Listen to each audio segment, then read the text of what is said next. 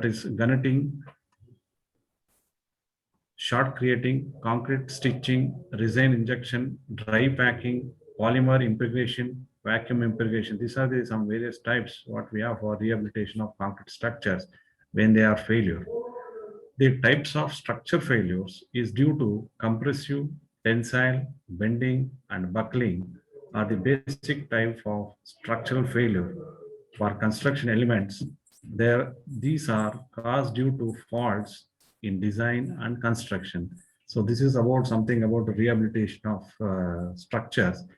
Now, regarding the low cost is a very important and a new concept which deals with effective budgeting and following of techniques which help in reducing the cost of construction through use of locally available materials along with improved skills and technology without sacrificing the strength, performance, and life of the structure. Generally, it is defined house with square footage of between 100 and 400 square foot. Tiny houses are typically the cheapest kinds of house to build. The materials commonly used for modern low-cost construction are hollow concrete blocks. Recently, we have seen in papers also in Andhra Pradesh, they have constructed this hollow concrete blocks and bamboo, extruded clay bricks, compressed earth bricks, concrete panels, excuse me, along with non-conventional materials like polymers and recycled composite blocks as they can reduce construction time by half. To build a house of our dream, it happens to understand the cost breakdown, some of the most expensive parts of the building at home. The key to staying within your budget lies in making wise decision. Some five expenses which includes for the construction purpose comes into the cost of building. That is one is framing. Framing becomes one of the expensive. In that it depends. Most expensive part of the building house, while exact framing cost can sometimes be tricky to predict. There are general guidelines that can help you understand what to drive cost up. That is size, type, materials, and labors. These are the more important things for this framing. When it comes to foundation, that is second one, there also cost is involved. That is location of house and type of foundation, what we are going to put for the construction of building. Then third becomes the plumbing. One of the more complex job when a building a house is installing the plumbing because plumbing installation requires a specific skill set and knowledge. The job is often time bid out, which can raise the cost. Other important factor that influences total plumbing is the number of stories, excavation work, materials. These three depends how much cost will be there for plumbing. Next comes roofing. The size of the roof and the type of the material used determine roofing cost. The most common type of shingles is asphalt because they are light and easy to install. They are also cheapest, more expensive option included like wood shake, tile, salt, slate, metals. These are the which will increase the cost for roofing depends that material. Next, finally, is flooring. The size of the house and type of material playing a significant role. Cost. The most common types of flooring include the following: that is carpeting, hardwood, tile, bamboo, laminate, vinyl, and other materials. So with this about the information about the webinar's title. Now, finally, I would like to thank Dr. Vijaya, the HOD of Civil Engineering, and the coordinators of webinar, Dr. S.D. Venkatraj Mohan. Venkatraj Mohan and Shreyas K. and Mary Bhagyajyoti J. for arranging the webinar, which is talk of the day, because everywhere the construction is going on and everyone needs to understand the importance of structure and their cost construction. I also thank all the faculties and technical staff members of the Department of Civil Engineering. Finally, hope all the students will enhance the knowledge in the area of the webinar, what we have today. With this, thank you for giving me the opportunity to talk. Over to Shreyas. Thank you, Yes, sir. sir. Thank you. Sir. Thank you, sir, for your valuable words. Now, I would like to introduce today's speaker by Dr. S.D. Venkatraj Mohan, Professor, Department of Civil Engineering, Dr. AT. Over to you, sir. Respected dignitaries, Good evening, everyone. Once again, I welcome all of you participants.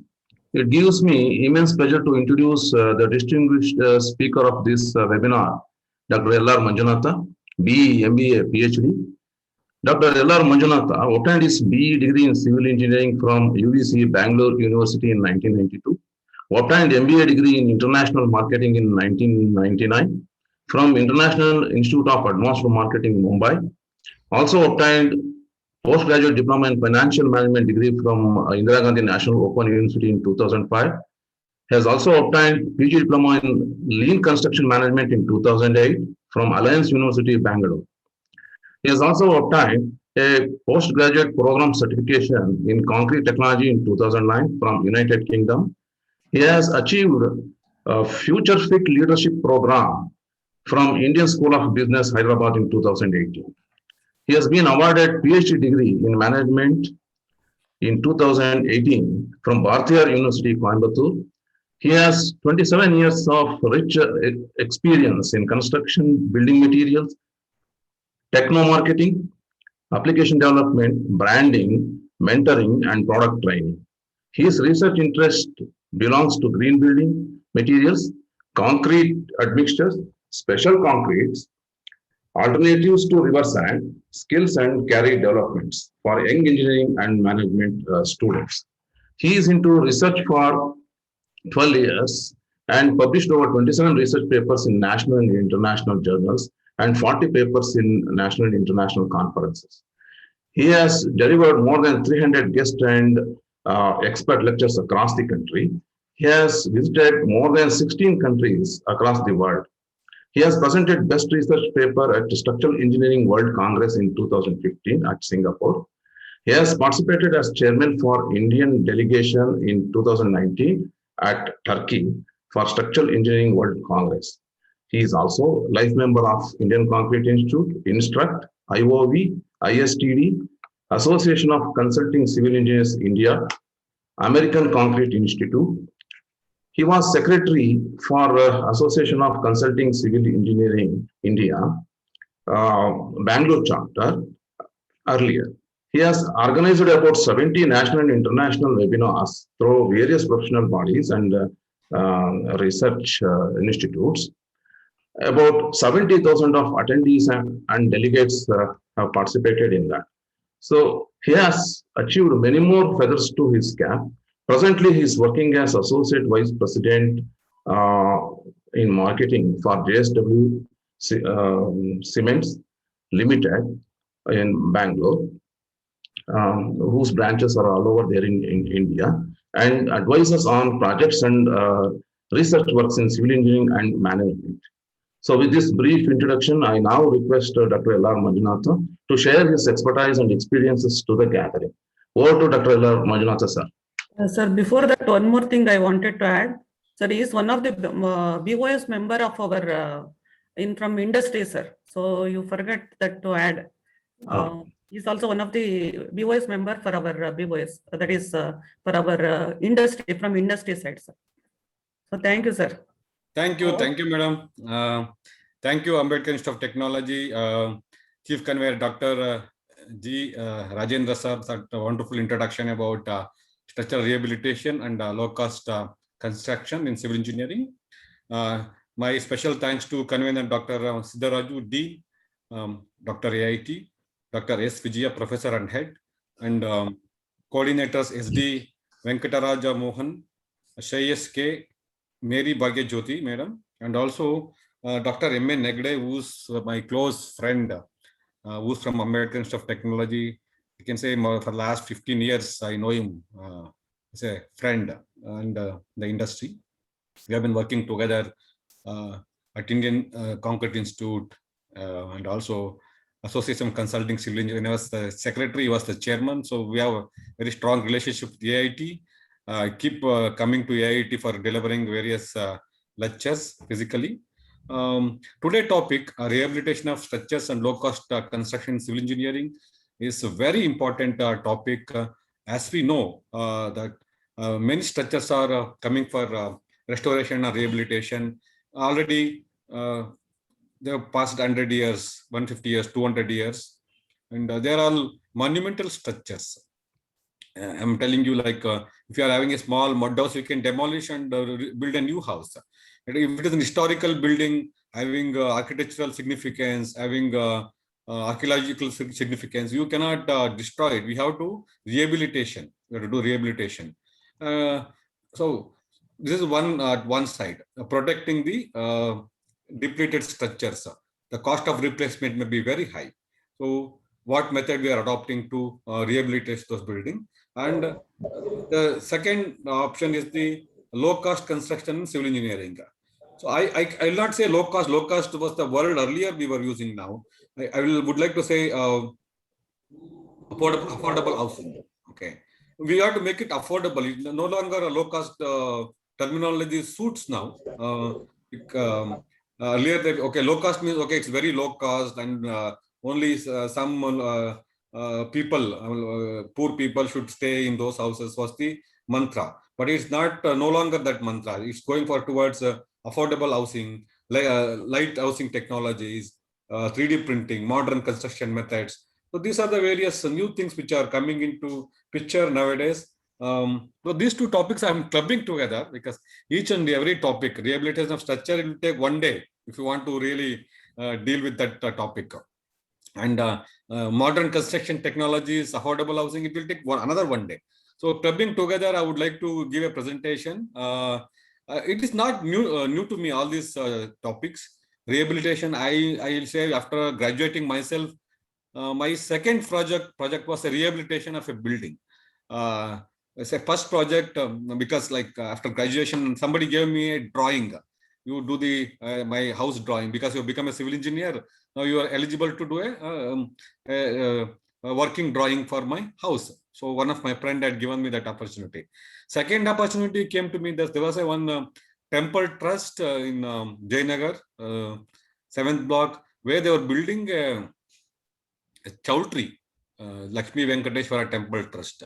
So there they had used some masonries to construct that Chowdhury, and so the structure was not good. There was a severe seepage in the slabs, and the strength was there. The columns were this thing. So at that time, that was a subject itself is a new rehabilitation. So myself, my friend, then it came through my friend, and we thought of, okay, why can't we enter this this thing, take this work and do? Then we did a lot of research work at that time, talking about 94, and we found at that time this non-destructive testings were available, hammer test and pulse velocity test. So we brought the pulse velocity, it was all new to that. I still remember holding those probes and putting on that and taking the readings and all. So and from those times, then it became very close to me after joining other firms like Reliance, where we were using the fiber reinforced concrete technology. Then when I was in RMC Ready Mix India for 7 to 8 years, so we used to rehabilitate so many buildings as a part of our process, my work process. It comes across. So low cost construction is one thing. I've been there in the industry for 27 years, and we have been solution provider for many companies who are into this kind of a construction, maybe shear wall technology, precast technology, then soil stabilized blocks, compressed blocks and all. So these technologies are evolving over a period of time. 3D printing is the new science which is coming up. So I know a lot of faculty members are there, and also a lot of students are there from various colleges and all. So I wanted to go today not very deep into the the solution provider. I wanted to give why the rehabilitation comes into play in many structures.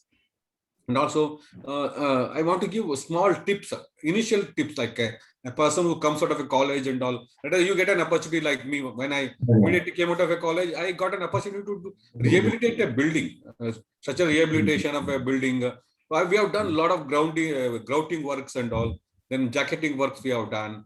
We have repaired many water tanks which were leaking using grouting technology. Then using productive coating technologies. All this my career I have done on this front.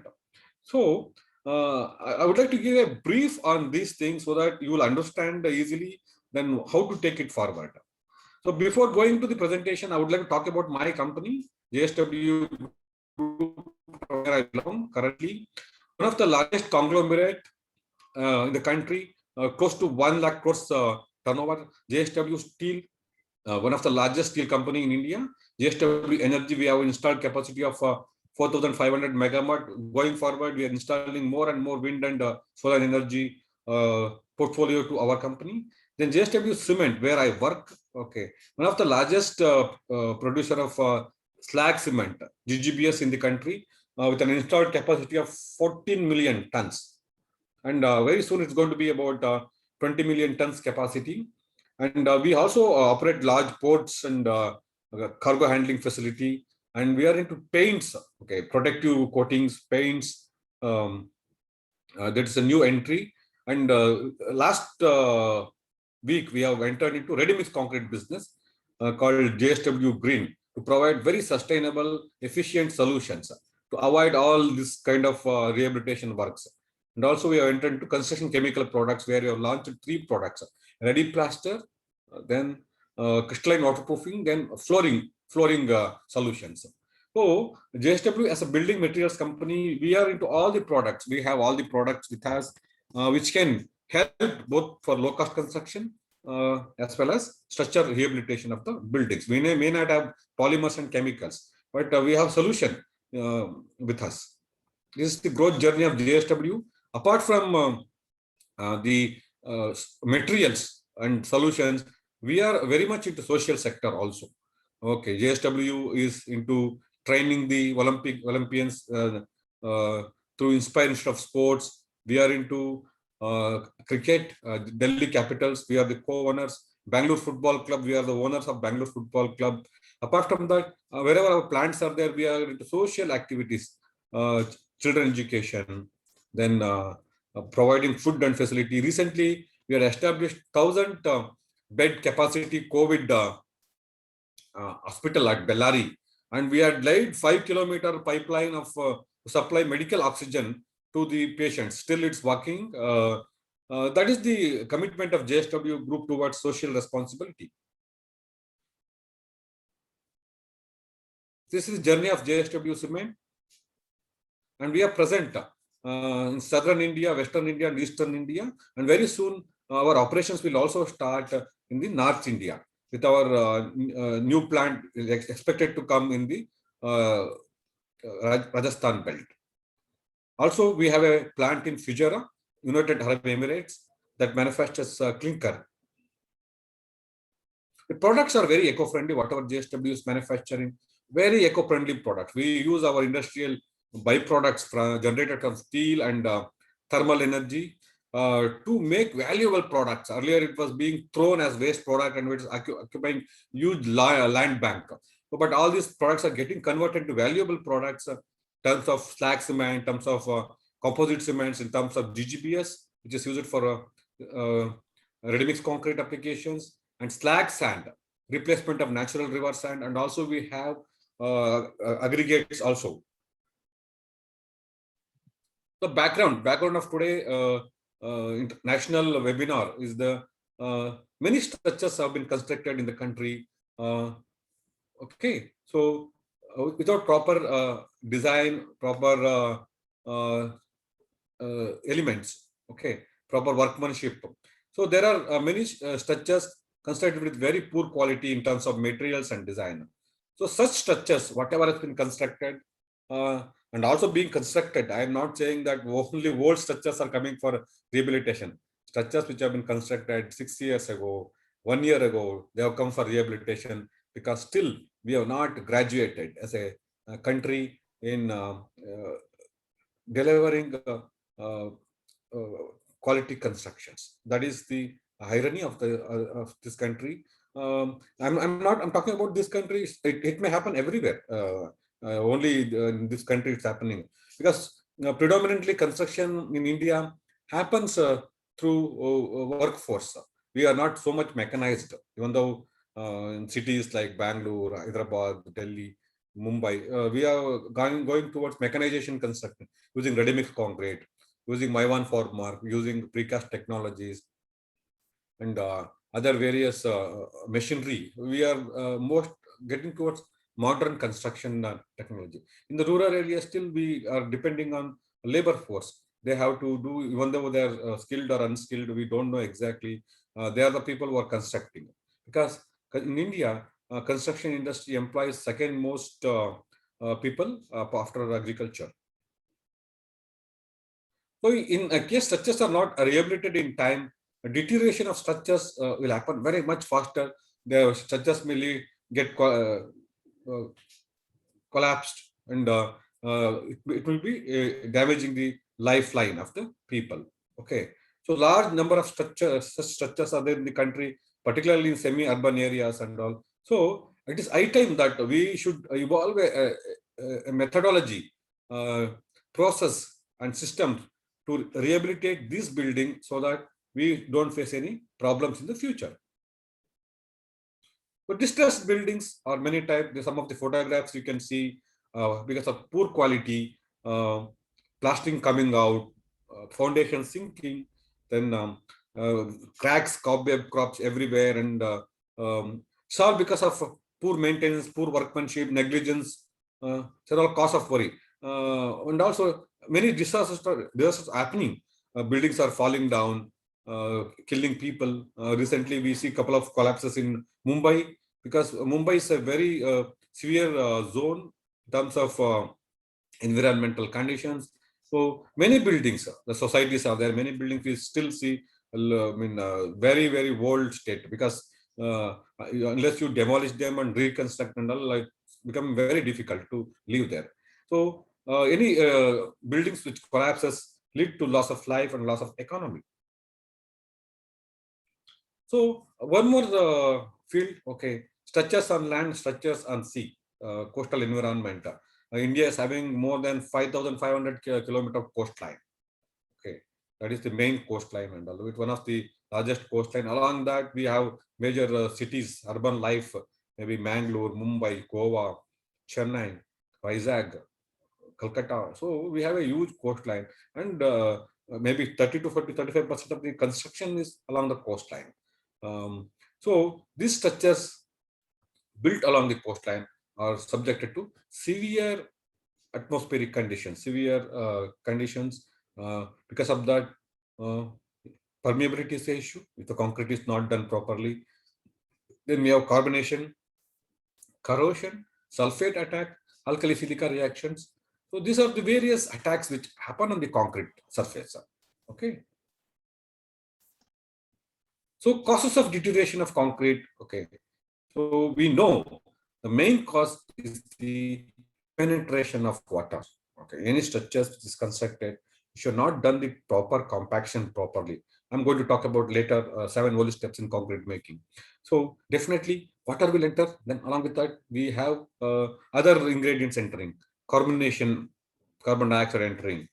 Okay. In the coastal environment, many chemicals entering, and the structure getting deteriorated very soon. Okay. So already I'm telling chloride ingress, sulfate attack, alkali silica reaction. These are the many causes of deterioration. Okay. One must understand that main reasons of penetration of water or chemical in the concrete. Okay. So we need to have sufficient cover, sufficient particle packing, and also should have design concrete. Okay. So there was some yesterday one article in the LinkedIn and all. Okay, you build a building with marble, it's going to last 10,000 years. Build with stone, 2,000 years. Build with concrete, 120 years. That's what we are talking about. Why, like Roman time, they had designed concrete such a fashion. At that time, OPC cement was not there. So they had designed using their own technology. So those structures have stood the test of time for thousands of years. Okay. So when we design concrete structures, whatever we design, we should at least fulfill the design life of the structure, 50 years or 100 years. So when you take up concrete as a product, so then we have got very big challenges. Okay.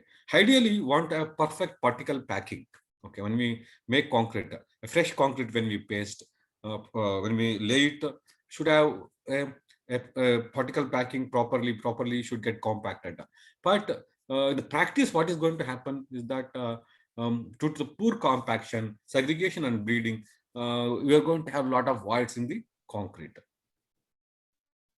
It's maybe due to because of we are not using the right aggregates, flaky, elongated, coarse aggregates, poor shape, texture, etc. It lead to a lot of voids in the concrete. Okay, so when the concrete is set, okay, we have placed the concrete after 10 hours, 12 hours, it is completely set, and we do proper curing. Then concrete is set; it will attain its strength by 28 days. So ideally, when the concrete is made, so should be having minimum voids, should have lesser cracks. Okay, should the particle bonding should be highly bonded. Interfacial zone should be perfect. Uniform interfacial zones. These are very important. But still, what we are having? We are having cracks, maybe surface cracks, shear cracks, plastic shrinkage cracks, settlement cracks, and all. So this is going to lead to what actually lead to the entry of the enemies of concrete. The enemies of concrete are moisture and water. Okay. Then chlorides, carbon dioxide, sulfates. These are the enemies of concrete. So these are going to enter the concrete slowly, and the reinforcement, which is going to take the tension in the concrete, in the structures, it gets affected. Continuous attack. Okay. Maybe due to poor cover, poor compaction, poor quality maintenance, not curing done properly. So these are the elements: water, moisture, carbon dioxide, sulfates, chlorides, then alkali silica reaction. These are all going to attack on the concrete and make the concrete weak.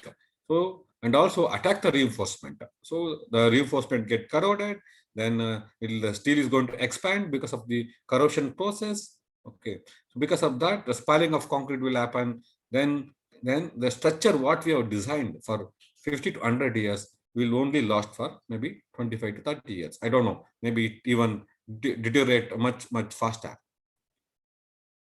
So friends, my dear friends and students, the durability of concrete, what are the governing factors? Okay, so I'm talking about concrete because concrete is the second most consumed material on the planet after water.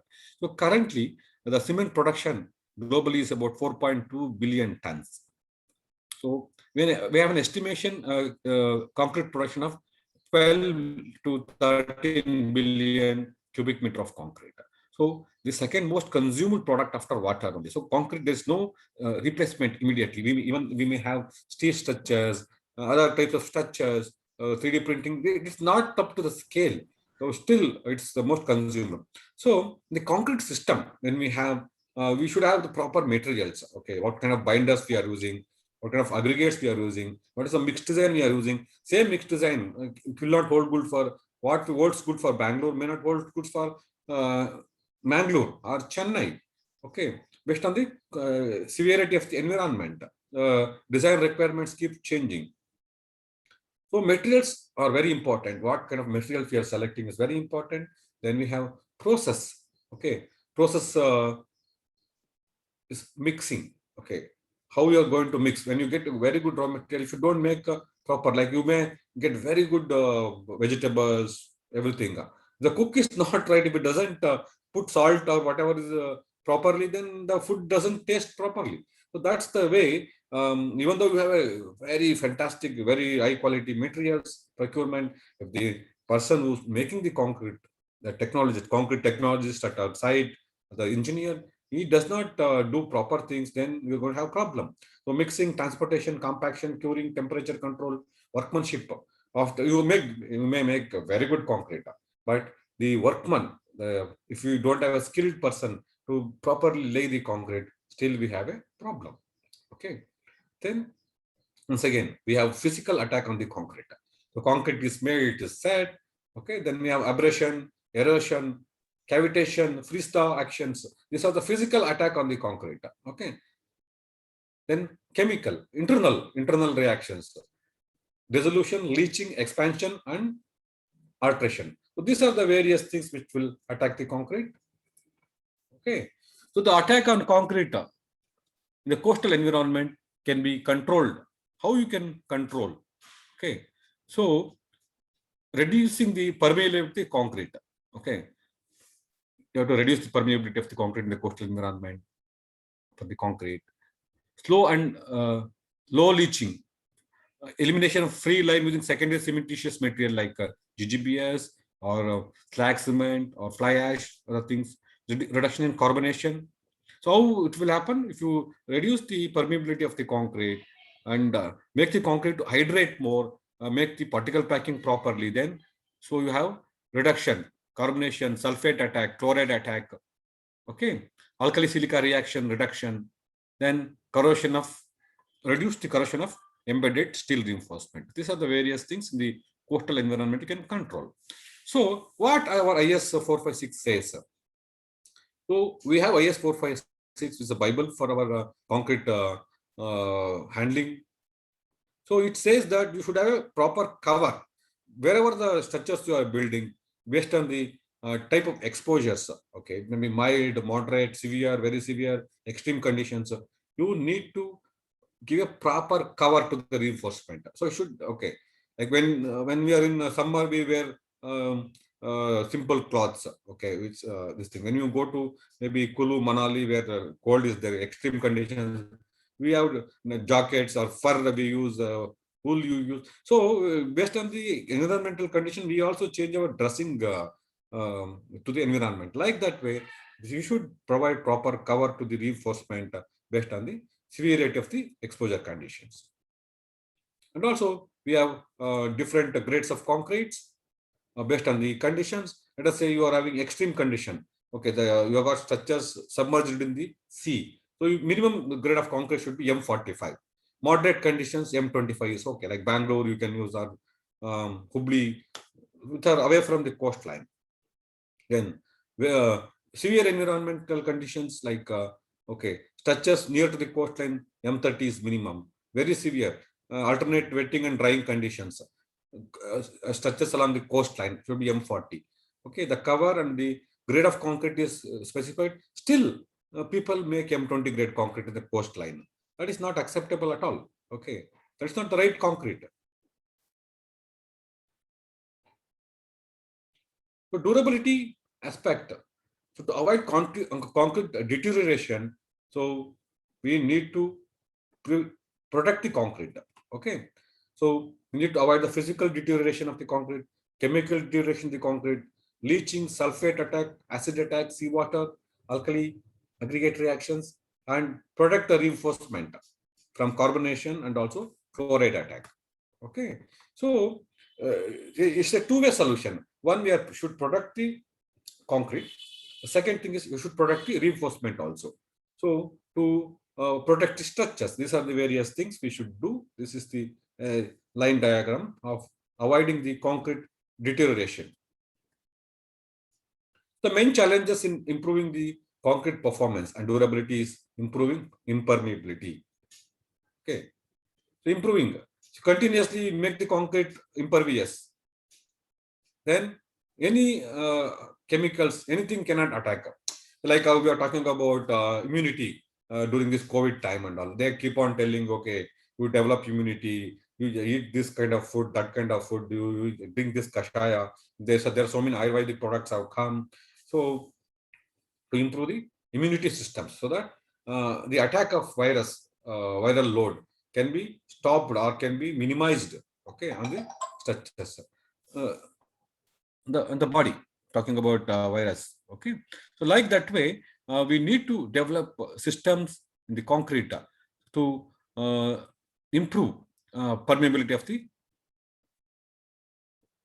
impermeability of the concrete. So from durability point of view, okay, it's very important to have controlled water cement ratio, reduce the capillary, and use of pozzolanic materials, secondary cementitious materials like fly ash, blast furnace slag, silica fume, metakaolin, rise husk ash. So these are the various secondary cementitious material which can be blended with OPC cement in concrete making to make the to reduce the permeability of the concrete. So impact of water cement ratio and durability of the concrete is very, very important. So to control the water cement ratio when we are making the concrete, okay. So now up to 0.24 water cement ratio is quite possible. okay, by using new kind of admixtures, PC-based admixtures, which can bring down the water cement ratio almost 30 to 40%. So using these innovative technologies, innovative methods, now we can control water cement ratio, get a workable concrete, a free flowing concrete, smart dynamic concrete. So using this technology, definitely you can create a barrier to the attacks of carbonation, chemical, and sulfate attack. So other aspects of durability, okay, you have got a good concrete, everything, but proper compaction is very important. Proper compaction, proper laying is very important. Providing adequate cover to the reinforcement is very important. This is one thing we always neglect. We don't check the proper cover. Generally, we give 25 mm cover. Okay, so same thing is applicable everywhere. No, when based on the type of environment, the severity of the conditions, we should provide cover as per the IS codal provisions. So why structure deteriorate? Already I've told you why they will deteriorate, because of inadequate design. Okay, so you should have a proper structural engineer. Okay, sometimes it so happens that Mason himself become a structural engineer. If you are constructing a house, sir, why you want to go and pay the engineer? I will know I've built more than 50 buildings. Okay, I will only put the reinforcement. Like that, he will say, the barbender, whatever you want. And you don't provide proper reinforcement due to negligence or overconfidence. Hey, reduce one slab, one rod, will let us save steel. So those things are also quite possible. People do that actually. Inadequate design. A structural designer himself is not completely trained properly, doesn't know what are the loads to be taken, doesn't know the methodology of designing the structures. Then, okay, then there will be a problem. Okay. So I still remember I was in the first year engineering at UC, and myself, my friend, we were designing, working with Dr. Virappa Reddy sir for the project, fourth year project. So like he had made us so thorough on the structural design and all, like he had given us the live project, what he was constructing. It was a commercial building. So there were some changes in the moments between his design and this thing. He used to compare what he has designed and what we are doing, giving. Every week we used to go and report to him and show. So we used to check, okay, as per his design, it is correct or not. So one time there was small variations, the moments, what we had taken, what he had taken. He cross-checked it, everything, whether what was right and all, what he had done right or wrong and all. So like that way, so that is this thing. Even though he was a top structural consultant, and he used to cross-check with our readings also, that these people are doing proper, otherwise whether he has gone wrong, just to cross-check. So that's why proper designs are very important. Quality is very important. First, at each time, right at each time. Okay, that's very important. When we are making any concreting work, any masonry work, or any plastering work, so you should follow strict guidelines so that you don't compromise on quality of the work. Okay, then you may have done good quality, but inadequate maintenance also. The structures may come across with severe. Now the rains are heavy nowadays. Okay, so there are some small cracks and start seeping, then start dripping. Okay, then they start deteriorating. So any small immediate small cracks are there. There's a small seepage, and immediately you should take up the maintenance work of that structure. Okay, we leave it as it is and all, and then finally what will happen? Then the deterioration of the structure will happen very quickly. Okay, aging of structures is one more thing. Okay, if the structures are very old, then the structures start deteriorating. So decision on repair and rehabilitations. Okay, so the cost of distressed structures depends upon the quality of design, construction, maintenance, and aging. Okay, so if you want to repair anything, if the cost is double the cost of the rehabilitation, nobody will take it up. Only for the monumental structure, historical structures, they may spend a lot of money. Recently, they have moved one structure in Srirangpatna. Tipu Sultan Armory was there, and the railway line was coming. Completely, they lifted and moved to next some other place, nearby place. The structures are getting now pushed. Okay, because they are all monumental structures. We have to protect them. So if you look at the cost of that construction and now what amount we are using for rehabilitating or maybe this thing, moving the structures to a safer place, it's very, very expensive. We have to spend crores of money, but still we do that because we need to retain those structures. So the thumb rule in the rehabilitation is that the cost of repair and seismic strengthening is less than about 30% of the reconstruction cost. Retrofitting is adopted. Okay, anything you want to do retrofitting or rehabilitation should be less than 30%. Okay, so it's very important. Like when we take a decision that like if it is the structure rehabilitation is 1 crore, you can build a structure for a new structure for 70 to 80 lakhs. And why you go for rehabilitation? You will not do that actually. Structural evolution is necessary. Like before taking of any structural rehabilitation work and all, inspection is very important. So we need properly inspect. Okay, before taking anything, what kind of remedial solutions blindly we should not take. What is the strength of the member? Okay, then how to rehabilitation. Okay, planning is important. Detailed visual inspection is important, and laboratory testing also important. Field laboratory, and we have to conduct before taking up the structural rehabilitation. Evaluation is very important. So there are so many non-destructive testing methods. One thing which I was using generally when I was in RMC Readymix India. So generally we give concrete to the customers. Okay, say they don't do proper curing and some reduction in the strength and all. Say they will come back to us. No, you are not given strength. I will not give you payment straight away. They will say, or they are very clever. Like want to delay the payment. They wanted to put the blame on the concrete only. So we used to go run with our rebound hammer test, ultra sonic pulse velocity test and all. We used to do and show them. We were keeping the rebound hammer with us only. So that's a measure. Immediately we say, okay, structure is good. Don't worry, it has attained strength and all. So then there are many types of core test, load test, pull-out test and all to ascertain. These are the non-destructive testing because we cannot demolish or make any major surgery on the concrete before ascertaining it. So let us say you go to any doctor now. Okay, let us say you have a cough, you are this thing that you say you go for blood test, you go for sugar test.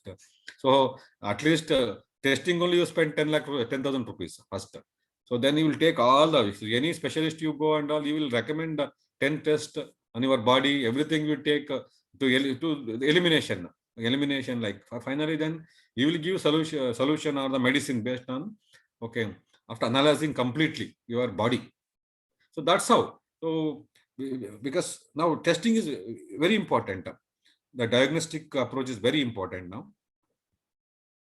Rebound hammer tests are quite common in the concrete testing. This thing just to ascertain if any dispute between the RMC supplier or the customer is there. So we sort out by just giving the doing the rebound hammer test and all, ascertaining the strength parameters. A quicker solution, like we'll show them the strength has come. Then ultrasonic pulse velocity test and all. This I had used in 1994 only at that time. So it will measure okay the velocity of the movement of signals between the concrete surface. Then you take that reading and ascertain whether concrete is good or not. So these are the methods, like methodology is the rebound hammer test and all. Okay, we prepare the surface properly, remove the dirt and all on the column concreting or slab and all. Then after that, you place the hammer at 9 locations equidistantly with instrument perpendicular to the surface and structural element. Record the readings as seen on the hammer. So, okay, this is as per IS 13311. So, surface hardness of concrete up to a depth of 50 mm. Correlation of the hammer results as the compressive strength can be obtained with an variation of plus or minus 10%. So there is a variation, like 10% variation you can get. So you are able to ascertain, okay, what is the strength of the member. There may be slab, it may be beam, it may be column or any foundation. So by doing this, we get the compressive strength. Then ultrasonic pulse velocity test is one more method of estimating. So also procedure is there, what has to be done. Okay, chip of the paint, plaster, exposure, expose the concrete surface approximately, identified locations, then apply grease and place the probes and take the readings and all. So based on the inference, so this also IS 13311 code is there. Based on the readings obtained on the UPV machine, the gradation of the concrete can be classified. So gradation is doubtful. So below 3 kilometers per second, okay, doubtful. Medium, between 3 to 3 kilometers per second. Then good, 3.5 to 4.5 kilometers. Excellent, above 4. So the flow of signal is much faster, means there are no voids in the concrete surface. It is measured between two surface. Maybe I still remember. Okay, you have to mark it properly. Okay, so put one probe on that rooftop, down one this thing. Column means at the two surfaces you have to put and measure the flow of the signals. So that's how you come to know whether the quality of the concrete is good or bad. Then cover meters. Okay, so just to find out the reinforcement is there or not, whether they have cheated on you, what is the cover depth, the spacing. So we have the cover meter.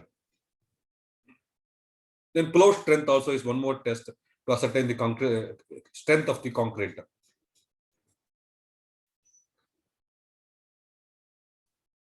So chemical testing for assessment.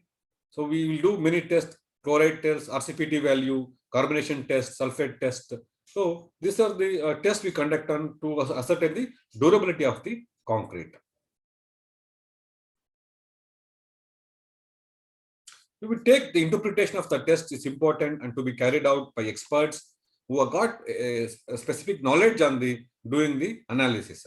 Testing procedures equally are more important, as incorrect testing procedures may provide incorrect results. So you need to have a specialist who can really look into the various aspects of testing and provide solution. So precautions are very important. Sometimes problem sometimes is that field testing is not normally carried out by the experts. So you may have a lot of variations in the results. So results also vary with the equipments used. So you should have a well calibrated equipments for assessing the condition of the structures. So materials suitability. So before taking any repair and rehabilitation works, we have to technical requirements we have to study. What is the cost of rehabilitation? So we have to arrive at cost. Then only we have to give an estimation. This is going to cost so much, and then only the client will agree for rehabilitation. Availability of the materials is very important. Experts' advice is very important. Importance of the structure. So the significance of the structure is very important. Whether it's a monumental building or historical building, heritage building. Okay, and balanced life of the structure. Let us say if it's a monumental or heritage building, we are thinking it should last for 1,000 years. Okay, Mysore Palace and heritage building. Okay, we feel that it should be there for 1,000 years. So like that, aesthetic requirement also very important. So for technical requirements of materials used in the rehabilitations. So before selecting any material, we have to properly study. There are so many thousands of materials available. Okay, so we have specific agenda when you are rehabilitation of the building. We have to look at, okay, whether we want to improve the compressive strength of the member, structural strength of the member, okay, bond strength. So we are making it impermeable, improve the durability. All these things are very important. So there are many types of materials. Chemical admixtures are there. Polymer modified mortars are there. Cement mortars are there. Okay, epoxies are there. Resins, grouts, plasticizers.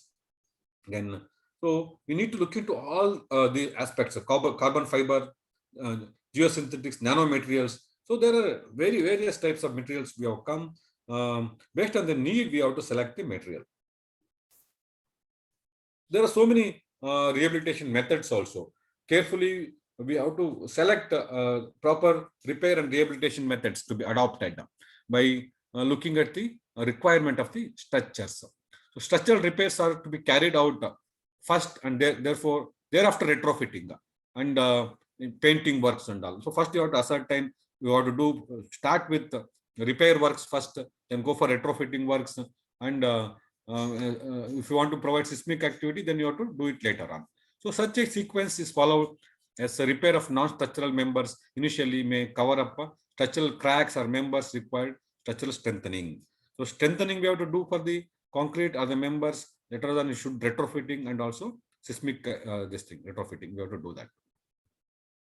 So surface preparation plays a very important role. So generally when we take up the project, maybe it may be grouting, it may be protective coating. So surface preparation is very important. Generally, like, okay, we start scrapping and removing the dirt, making it viable, then we need to really provide a protective cover. Some places may be having spalling of concrete and all. Using repair mortar, we have to provide. Then later on, you go for other kind of procedures. Repair should be compatible to design requirements. Okay, to design. So, what is your expected strength after the repair and rehabilitation?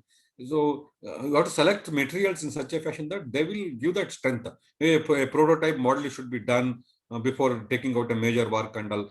Then ascertain, then estimate the strength which you are going to get. Then only you can select the proper system and materials to carry out the work. Many methods of rehabilitations are there. So we have sandblasting to remove dust, binding of wire mesh. We use wire mesh a lot in the rehabilitation work. Welding is there. Anchoring we have to provide to support the column jacketing. Okay, shotcreting we have to do. Then plate bonding sometimes between joining two members, jacketing of the columns. And fiber wrapping is one more technology which is very popularly used now, especially in the structural rehabilitation work. Underpinning. There are so many new systems and methods. So when you come to the various elements, we have got rehabilitation of slabs. So generally we check using rebound hammer or ultrasonic pulse velocity testing. So we want to rehabilitate slabs and all, we have to ascertain, okay, what kind of investigations to be done, okay, what kind of thing has to be done using anti-rusting, binding coating, welding, anchoring, shear key, shotcreting. So these are all very important, okay, before taking up the slab rehabilitation. So we have to do a feasibility study, whether really to be done or not. Let us say some places there are water lines, other things going and all. We cannot demolish the slab. We need to only rehabilitate because already we have got the systems in place, MEP systems already running along that slab. So if it is comes under repair and maintenance, we have no option. Even though it is a costly affair, we need to spend money because we cannot replace the building facility system so easily. Coming to the rehabilitation of beams, okay. So beams mainly they take the load from the slabs. So how the load will be carried? The slabs will take the load, live load, and dead load that goes to the beams. Beams will carry the loads and get distributed to the columns. From column it goes to the foundation. So sometimes beams will not be able to take that tensile strength. Okay, so something will happen. We need to really provide a proper solution for strengthening the beams. So rehabilitation, selection of rehabilitation work is very important. Anchoring is very important. Proper welding, new surfaces, providing steel reinforcement is very important. So when you repair, what kind of material we are going to use, shear key, adhesives, bonding coating, these are very important for even rehabilitating the beams. So coming to the rehabilitation of the columns, so column jacketing is quite common methodology we are using. So there are various types of retrofitting the columns because they have to take the complete load of the structure. Let us say you are adding one more slab. Let us say you are now the government has allowed floor area ratio more now. Recently, they have announced actually.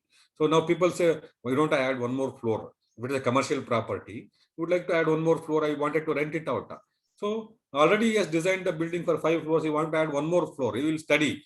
He will go to a structural consultant. Can I add one more floor? Okay. So we are okay. We can add a light structure over the this thing based on the parameters. So then it requires additional strengthening of the columns. So okay, I'll do column jacketing and I can make it happen. So that you can add one more floor. So you get 1 lakh rupees rent revenue. So like that. So we should not say that only buildings are getting deteriorated.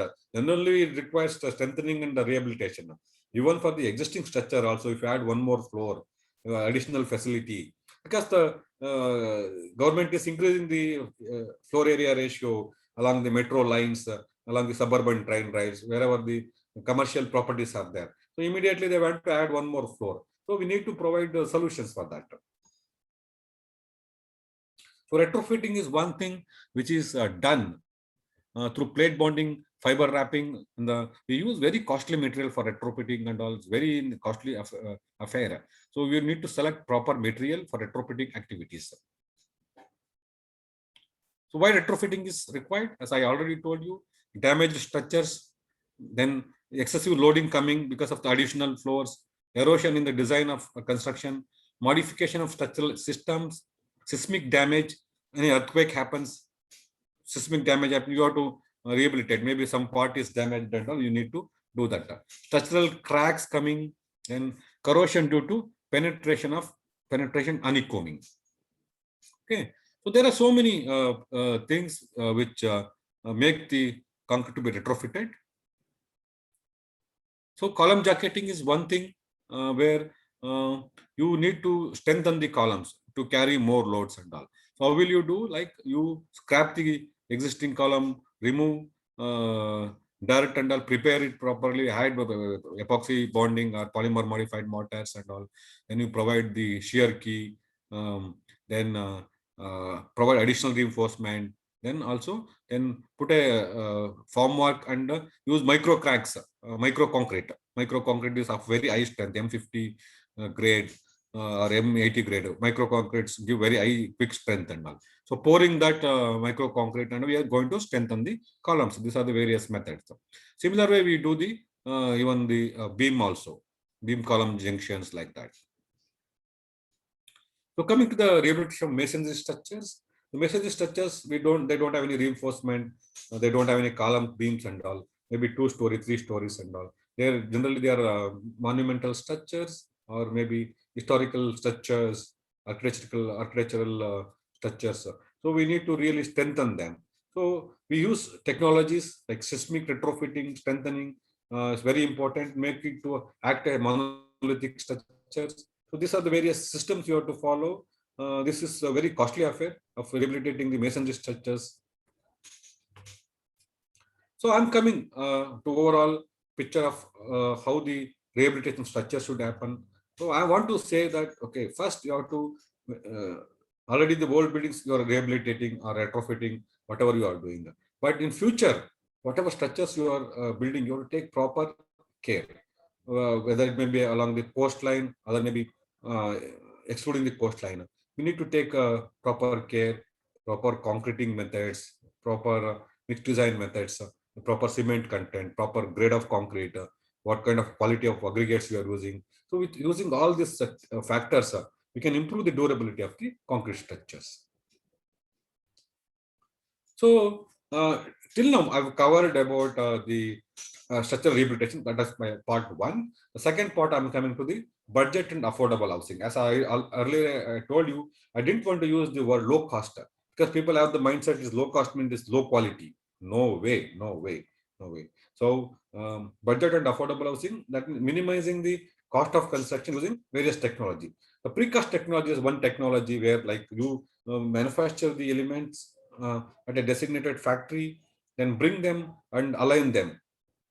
Okay, this is precast technology, very prominently gaining momentum everywhere. Okay, here treatment of the joints is very important, whether the column to wall joints or slab to beam joints and all. Okay, each and every joints are very important. Then this is faster construction, reduce the time of construction by 30%. This is one more technology which is being prominently adopted now. Then, as our principal sir was telling, this is compressed soil stabilizer block construction. This is very good technology. It is give very good cooling effect inside, and also, but it's not very eco-friendly, because even though they may say low-cost technology, but soil is very important for agriculture and all. See, whatever we want to do, we are going to excavate the soil or the minerals from the surface of the earth. So soil is very important. Top soil is very important. You take it and make construction, then how much you can supply soil?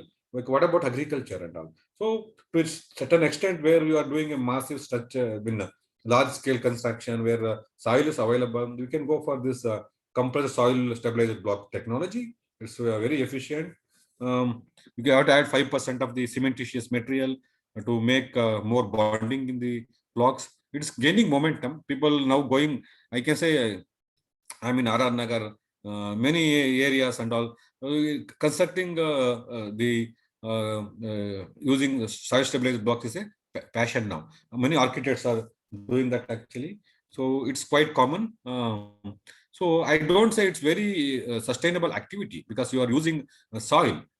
If it is available, no problem. But to construct many more buildings, if you start using soil stabilized block, then it's not an activity which is going to be good for agriculture. Okay. Then the mass housing project. Okay. Now government, Prime Minister Rozgar Yojana. Then we have this Rajiv Gandhi Housing Corporations. So Karnataka is the pioneer in developing these housing projects, police housing, slum clearance board technology, housing. So using the shear wall technology, my one formwork and all, you can construct high quality structures. These are some of the buildings where I supplied concrete. So quicker and faster construction, very good quality, lesser labor required. Like that labor component is minimized because it mostly mechanized construction. So using sustainable material like GGBS blended concrete. This is this concrete requires flowable concrete because of the MyOne technology. We need finer cementitious material, more cementitious material. So using GGBS, 40 to 50%. Rajiv Gandhi housing projects are using GGBS along with cement to develop these technologies and construct mass housing. And one more technology is light gauge constructions using steel. Okay, so quicker you can do that construction, very efficient, very faster. Let us say you want to have a structure within 1 month, you can have it. Okay, so using late gauge, quicker, less labor cost. Steel is available in India, abundant quantity, superior quality. Quickly you can construct the buildings. Then once again, affordable housing. Even affordable housing, many builders are doing. You take Prestige or GM Infinity or like BBHC, value building home. So they have come out with these technologies for affordable housing using innovative systems, efficient houses, quality is much superior for your budget. For 25 lakhs, 30 lakh rupees, you can get a house. So that's how getting acceptance everywhere, because like we to bridge the housing gap, we are having a mass housing for the lower income group, then for the middle class. So we are having this kind of affordable housing systems. Then next generation, dear friends, 3D printing technology is next generation printing. This is the building which are printed IIT Madras. So using technology, we can print any buildings. Okay, whatever shape you want, whatever design. So the 3D printing is coming. It's going to be there. It's going to be the next generation technologies. You want to build a resort, within 1 month you can build. Okay, you want to build immediately. Requirements are there, like in the military camps and all. Immediately they want some structures. You can print it. So faster solutions, aesthetically good, tailor make the solution, whatever shape you want and all, you can get it. Lesser consumption of the material because it's the thin structures. Okay, using sustainable solutions. So These are the next generation technologies. 3D printing technologies are going to come. So the solutions are finally the solutions lies with what kind of technology we should use, using latest technology, using sustainable materials. Okay, blended cements we should use, supplementary cementitious alternative to river sand we have to use, using latest machinery. Okay, using PIM, artificial intelligence, using smart solutions. Okay, using software and digital technologies, green building concepts, making the construction green, low carbon net zero buildings. So finally, we should moving towards net zero buildings, low carbon net zero buildings. These are the various technological solutions. So I'm giving clubbing together to avoid the rehabilitation of the structure, future structures. Used these technologies to construct the housing projects, affordable housing, or you call low budget housing, whatever we want to do, we need to provide shelter to everybody. Using these technologies, we can arrive at the solution. So the sustainable materials, I would like to spend about 5 minutes on the sustainable materials. These are the materials which will sufficiently help you to construct for the present generation, and also keeping in mind the next generations. Okay, these are all recyclable materials which come from the industry byproducts. So looking at the cement, what kind of cements you should use? Should use Portland slag cement, Portland pozzolana cement, composite cement, masonry cement, LC3 cement. These are all eco-friendly material, because 1 ton of cement production liberates about 900 kgs of carbon dioxide. That is clinker production. So if you start replacing the clinker by using fly ash, using GGBS, or using metakaolin or microsilica to a certain percentages, you can save the clinker. So that means reduce the carbon footprint. So in ready-mix concrete, if you are using, buy ready-mix concrete with GGBS or fly ash or microsilica. There are, for high performance concrete, we have ultrafine fly ash, ultrafine GGBS, metakaolin, Rhizoskash, and ultrafine processed materials are available now. So technology is advancing. Like we should not say only IT field is progressing. In construction industry also, we are every day it's evolving with the innovative materials, innovative technologies for the betterment of the construction profession. These are the innovative materials like metakaolin, microsilica, GGBS. So are all available abundantly in the market. You can make use of them. So quality. So by using, you are always worry about, okay, my quality may come down. People are having fear in their mind. I should only use pure OPC cement. That's good. Okay. No way. By using these products, whatever I told you, the solutions for avoiding the rehabilitation of retrofitting of buildings, you get the benefit. Okay. Lower rate of hydration, so there is no shrinkage cracks. Increase water tightness. Reduce alkali silica reactions. Improve resistance to attack by sulfates, soils, and seawater. Improved extensionability, improved workability, lower susceptibility to dissolution and leaching, and lower cost. With all that, you are going to save money, getting all the benefits. So, on various parameters, on the strength parameters, this the sustainable concretes perform much better than the traditional OPC blended concretes. Strength improvement 40%, reduction heat of hydration 35%, and particle packing, pore volume 60%. So increase water tightness in concrete by 34%, resistance to sulfate 60%, resistance to chloride 90%, alkali silica reaction 86%. These are the various advantages we are going to get by using the superior materials, the supplementary materials. That's why I told you. Then coming to one more product called alternative to river sand. River sand now it is restricted. Usage is restricted or banned in many states, in almost all the states throughout the country. So we are looking at alternative materials for river sand. The M sand, CRF, and slag sand, which is also a byproduct of steel industry. From our group is manufacturing the slag sand, copper slag sand from the copper industry, pine ash aggregates from the thermal power plants, and C&D waste. Like when you want to demolish buildings and all, that can be taken to a plant, C&D processing plant, where you can segregate the aggregates. We can make use of the aggregates for concreting applications, lean concrete, up to structural concrete, 25% is allowed. we can make the fine aggregates. So these are the various alternatives materials available for sustainable constructions. It's called slag sand. The JSW group is manufacturing the slag sand at Bellary and Dolvi. So using iron making, we're going to get the slag from the iron making. We quench into granules and convert into fine aggregates. We also get coarse aggregates. We can get, so when you look at the performance of the slag sand, it is similar to river sand in terms of gradation and other things. So sustainable aggregates, C&D waste aggregates, I've already discussed it with you. Steel aggregates, sintered fly ash aggregates, artificial aggregates, lightweight aggregates. You want to build structures of light weight. So we can use lightweight aggregates. These are the slag aggregates you can get from steel industry. The processed one, air-cooled LD slag aggregates, coarse aggregates you can use for all the applications. These are the family of our JSW group products. Okay, slag sand, already I discussed it with you. These points, these are all available. These are eco-friendly and also green certified.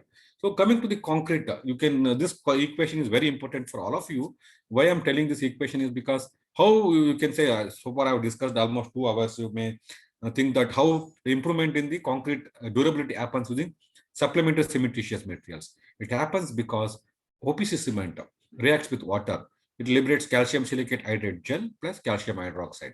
Okay, so calcium hydroxide is not eco-friendly. We may get 60% of the calcium silicate hydrate gel, another 26% calcium hydroxide. So this is one product which is prone to environmental attacks.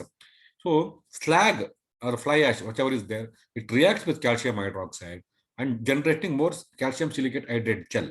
Okay, you can see the performance of the concrete using slag. 3 days there were so many whites and all. 7 days the whites have been disappeared, and 28 days you got more gel formation, improved gel formation. That means to say entry of the enemies of concrete, the carbonation, sulfates, chlorides, alkali silica reaction. Nothing is going to affect the concrete. So reduction in the pores is very important by using slag byproduct or the fly ash. So you can see, you can make out like, okay, the one concrete with the blended cements and the other concrete without blended cements. You can make out how the reinforcement is protected. So emission levels using blended cements or concrete with slag or fly ash, the CO2 reductions are phenomenal. The clinker liberates about 920 kg of carbon dioxide, OPC 870 kg per ton, PPC 640, PSC slag cement 490, GGBS 65 kgs only. So you can bring down the emissions. So you are helping the environment, helping the next generations by using these technologies. So coming to the quality control, so this is the last part of my presentation. So we know how to make concrete. Everybody knows about concrete, being civil engineers and all. We use these ingredients to make concrete. So there are 7 whole steps in making concrete. So to start with, you should have a proper batching, then proper mixing of the concrete, transportation of the concrete. Then when the concrete goes to the site, proper placing is important. Proper compaction is very important. Should not over vibrate the concrete. Finishing the surface is very important. Okay. Finally, curing is very important. So avoid structural rehabilitation. If you follow these wholly 7 steps in concrete making, you're going to get better concrete, which is more durable, which sustains the design life. So conclusion, I would like to conclude with my presentation today. So there are a large number of structures that are going to come for rehabilitation. We need to efficiently use the technology material to properly repair the structures, rehabilitate structures by reducing the cost, maintaining quality, improving quality. So these are very important for anybody. So anything comes for structural rehabilitation, we need to take proper case, proper care, proper investigation methods, proper solutions. So we should not like overburden the structure. So that's very important in the rehabilitation of structures. So coming to the low cost affordable housing, the future is mass housing projects and affordable housing using eco-friendly solution, Using technology is very important. Using alternative materials, blended cements, alternative sands, SCMs is very important. Okay, using technology, okay, energy efficient technology, wind energy, solar energy for lighting and heating, rainwater harvesting is very important, and also 3D printing technologies using and also light gauge solution, housing solution. So this is a 3D printed out which I'm showing. So these are very important. So I thank you, the institution, Dr. Ambedkar Institute of Technology, and all the faculty members, the administrative members for providing this wonderful opportunity. So exactly on time, I've completed my presentation by 1 o'clock. This is a very nice occasion for me to present myself to all of you. Almost what 180 members were there, participants were there. So I'm open for a question if anything is there. Thank you one and all. It is over to the organizers. Thank you.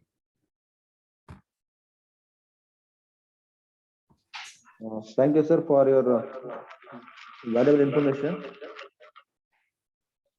Thank you. Thank you, Shreyas. Thank you, Shreyas. Now we'll move on to question and answer. So any questions, please do post that in the chat box so that speaker will clarify that. So post your questions in the chat box.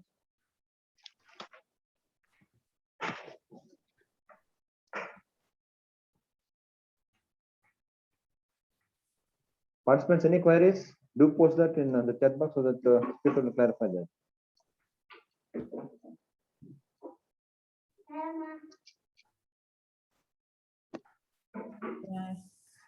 Shreyas ಇದು screen ಅವರೇ ಇದ್ ಮಾಡ್ಬೇಕಾ sir? Screen sharing ಬೇಕಿಲ್ಲ ಅನ್ಸುತ್ತೆ, ಅಲ್ಲಿ ಮುಗಿತಲ್ಲ presentation. Any questions, participants, you can post that in chat box so that speaker will clarify that.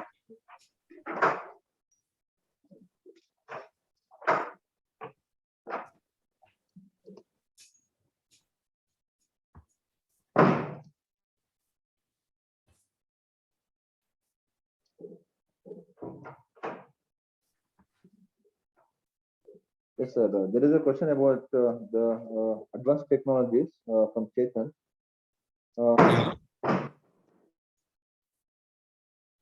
Yes, sir. What is the question? It's about how advanced the technologies are affordable is the question. So we can clarify it also. It's from Chetan. How advanced technologies are affordable? Yeah. See, if you use advanced technology, it will bring down the labor cost component itself in any structure comes to about 35 to 40%. Okay, because anything using advanced, say I want to do plastering, I have a plastering machine. Okay, so I want to lift the material to the 100th floor. I cannot use human, manpower. I can use the lifts, using the lifts, and I can shift cranes using technology. Precast technology, you can construct faster. Shear wall technology, you can construct faster. So the machinery usage will reduce the requirement of the manpower, so that bring down the cost. And also you can go for a slender construction, reducing the thickness, like 3D printing technology. Thickness of 7.5 centimeters, 75 mm is okay. So you can go for creating lighter structures, reducing the requirement of the more material. So that's why things are economical, and any technology innovation bring out new system, new methodologies, so that we can save cost.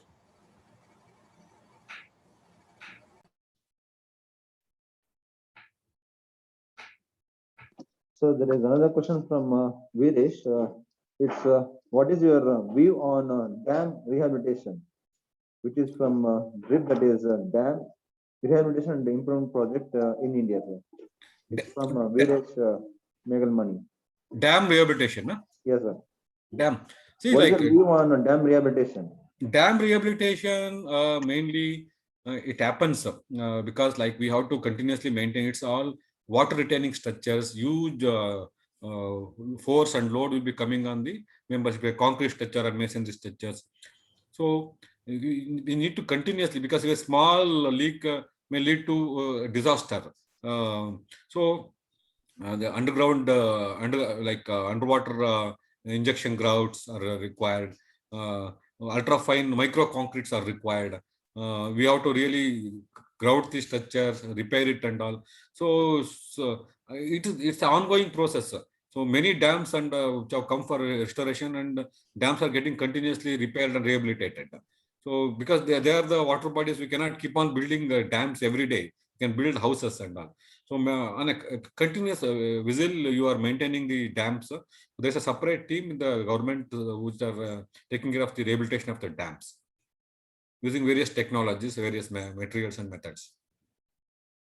Sophisticated technology issue is required.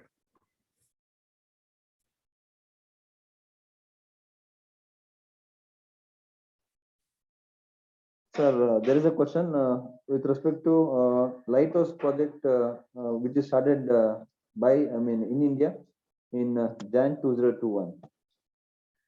Lighthouse construction started BMTBC, Building Material Technology Promotion Council. Last time Debinar we had Dr. Shailesh Agarwal who had come. They got various technologies they have come, and sandwich panel technology and light gauge solutions and all. They are building model buildings now everywhere, many cities and all. So once it is successful, they want to replicate same thing everywhere. So you should go to BMTPC, Building Material Technology Promotion Council of India.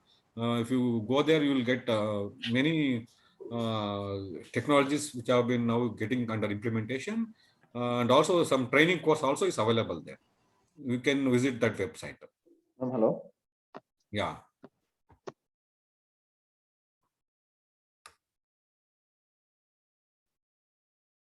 Yes, sir. It's a last question from Lakshmi Kant. How can I differentiate between normal conventional construction method and that with eco-friendly earth-rammed stabilized block construction, sir? Yeah. Okay. Normal construction method, you may use concrete as a material or concrete blocks. So the compressed earth block construction is different. Like you need to, there also you need to find out good quality soil available. You have to blend the soil with a proper sand, percentage of sand and percentage of cement, and come out with that. Okay, it will be very cool inside, say very eco-friendly. I don't say it's very economical, maybe 5 to 10% only economical and all. I found that the technology is like it's give more architectural elevation beauty to the buildings, and so that's how like people are using that technology. So it's an eco-friendly technology.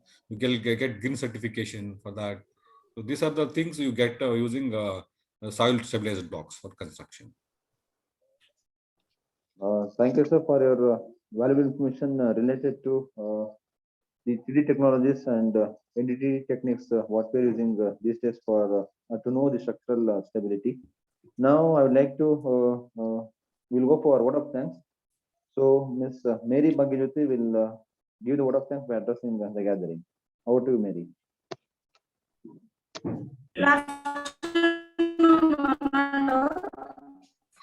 Am I audible, sir? Yeah, madam. Good afternoon, Manadol. Yes, sir. Sir, on behalf of the organizing team, it is my privilege to propose vote of thanks on this occasion. My heart fills with lots of gratitude and respect for our distinguished guest speaker, Dr. Yellar Manjunath sir, Associate Vice President, JSW Cement Limited, for not only sparing their valuable time for us to grace this occasion and enlightening us with commendable talk on rehabilitation of structures and low-cost construction in civil engineering. Thank you so much, sir. It was a wonderful and contentful talk. Thank you so much, sir. And I also thank you, sir. And I also thank Balkrishna, sir, Principal of BIT College. Thank you so much, sir, for attending the webinar. Thank you, sir. We have engineer S. Suresh, Vice President of Indian. Yes, sir. Yes, sir. Yes, sir. Thank you so much, NS Kumar, sir, Gausia College, HOD, Head of the Department of Gausia College, NS Kumar, sir. Thank you so much, sir, for participating in our webinar connected from Civil Engineering Department. And I also thank Engineer Suresh, sir, for participating in the webinar. And my sincere thanks to the Managing Trust in helping us to organize such platforms. Also, I thank Honorable Principal Dr. G. Rajendra, sir, for giving such opportunities in organizing webinars. Also, I thank Head of the Department, Civil Engineering, Dr. Vijaya Madam, for helping and guiding us. And my heartfelt thanks to all the participants from all over the country, from our civil engineering department students and students from East West College, IIT Ayodhya, and many more participants from all over the country. So thank you everyone for attending the webinar and making it a grand success. At last, I thank all the technical and non-technical staff of entire civil engineering department. Thank you one and all. And there is a small note, feedback link will be put up in the chat box. I request all the participants to fill the feedback form and get their certificate to the respective mails. Thank you one and all. Thank you once again. Thank Okay. you, madam. Thank you. Mary, I want to add one more thank note. I thank Dr. M.S. Nagaraj Gupta, Professor and Head of the Department of Civil Engineering from East West Institute of Technology, Bangalore, for his nice participation. And I also thank Professor Debashis Bandyopadhyaya from Awadh University, Engineer Suresh, and Dr. H.B. Balakrishna, Dr. N.S. Kumar from Gausia, Dr. H.B. Balakrishna from BIT, were all very much known to me. I thank them very much. Thank you, one and all. Thank you, sir. So thank you one and all again. I thank the coordinators and all of you for your support and encouragement in conducting such webinars. So thank you, sir. Sir, Manjunath sir, next week mostly idre irutte sir, BOS irutte. Okay, hi, madam. Invitation, sir. Yes, sir. Thank you, participants, and thank you, sir. Thank you all. Thank you. Thank you. Thank you. Thank you, Suresh sir. Thank you for attending my webinar. Thank you, Manjunath sir. Thank you, sir. Thank you. Oh, Special namaskar. thanks. Namaskar, sir. Special